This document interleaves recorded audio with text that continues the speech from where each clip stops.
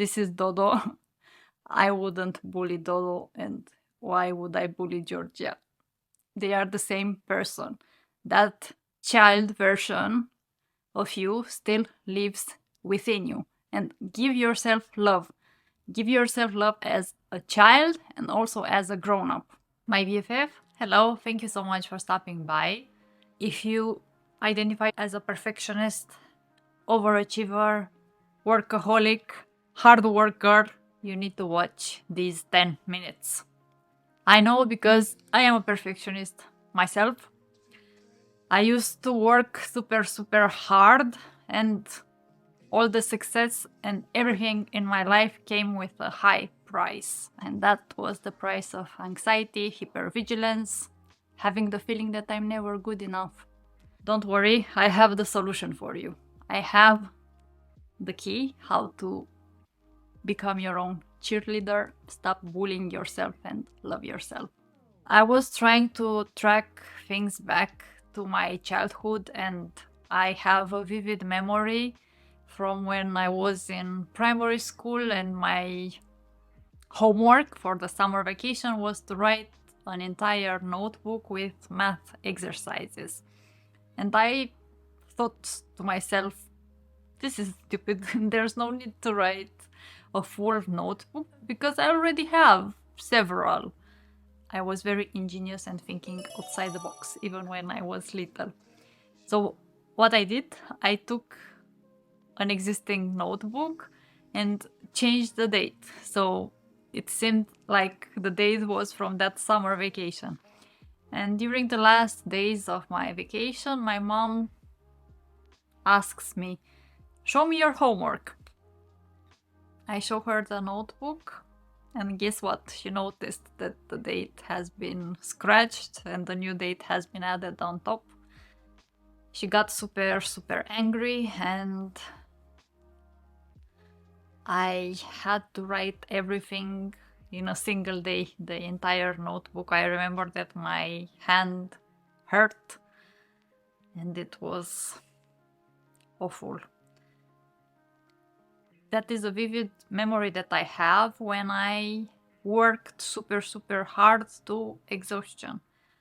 And for some reason, we get stuck in some patterns from our childhood, and they become our comfort zone. Although it shouldn't be called comfort zone, it's something familiar.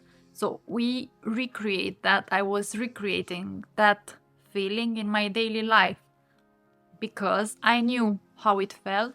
I knew how to handle it, as terrible as it sounds. So at work, I would try super hard, work overtime, be the overachiever perfectionist. There is always something better that you can do. When you have that mentality, of course you will do great, but you also set yourself for failure because there is no such thing as perfection. Nothing is perfect in this world, and that's the beauty of it. So at work, I was doing the same thing, and also with YouTube. In the beginning, I would record over and over, more than 3 times. I was saying, oh, that's not good enough, and let's record one more time. And what do you think the energy that I got out after 4 times recording the same thing was? It was awful. I didn't have any love to give or energy to share, so I made it worse. Also with the video editing, so I had a full-time job, and then recording and then editing. I was editing, trying to make things perfect. Of course not.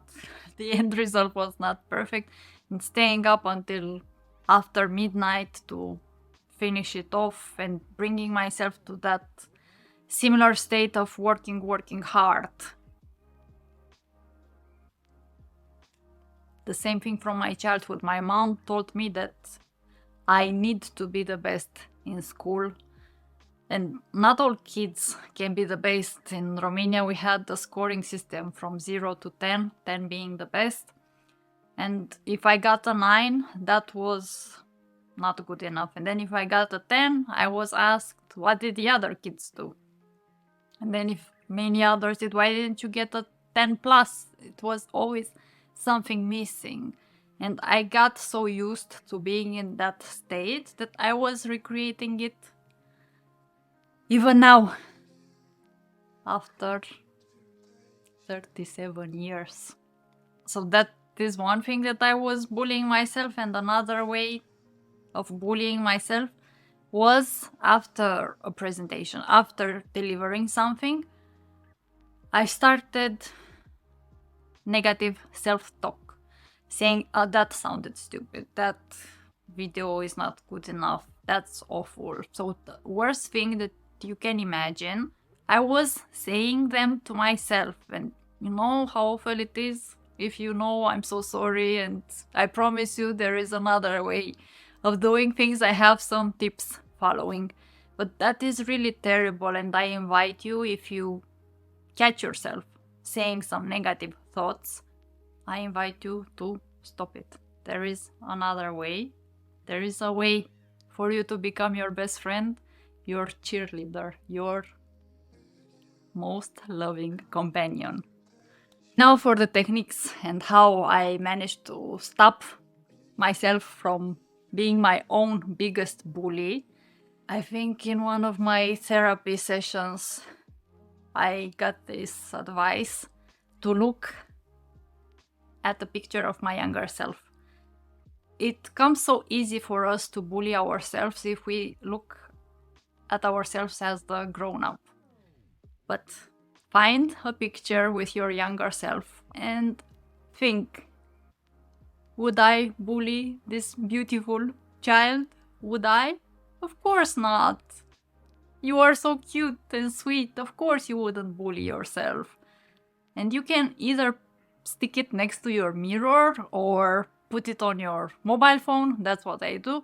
And whenever you catch yourself with that negative self-talk, look at your own picture and remember, you wouldn't bully yourself. I will insert a picture here with my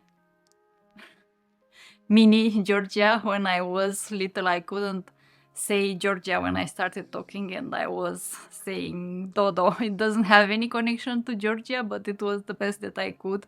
Even when I turned 18, my neighborhood friends were calling me Dodo, and I had such a challenge to make them stop calling me that because I didn't think it was a grown-up name. So this is Dodo. I wouldn't bully Dodo, and why would I bully Georgia? They are the same person. That child version of you still lives within you. And give yourself love. Give yourself love as a child and also as a grown-up. And the other tip to stop bullying yourself is to journal. I don't have the typical way of journaling. You can try that, that also helps. I have the upper class level, pro level. So what I invite you is to connect with your inner child. And the way to do that is to journal with both of your hands. So use the dominant hand as the present version of yourself. So, for example, me, I say, hello, little Georgia, Dodo, how are you? And then with your non-dominant hand, you will reply as if you are your inner child, the child version of yourself. And it's fine. Give yourself time. You can start drawing with your non-dominant hand, do whatever. And you will see it can do wonders. For me, it did. And I even get emotional now when I start talking about it. Prepare with napkins. It's a really great way of becoming friends again with your inner child. And remember to always send love to your inner child when you finish your journaling. Send love to each other and embrace and love your inner child. Now, when, for example, if I record a YouTube video, I allow myself to record the same thing maximum twice. So if the second time is not good enough, it's fine. Tomorrow will be another day. That gives me so much relief. Even when I get ready to record a video, I know it's gonna be okay. I'm not gonna get exhausted. I know that it's fun, I do the best, and then no matter what, I'm not gonna burn out. It's also important to look at the fun side of things. So don't take things super seriously. Don't bully yourself. Enjoy every activity that you take.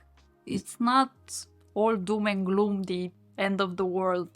Life is meant to be fun. That was it for today. Thank you so much for watching.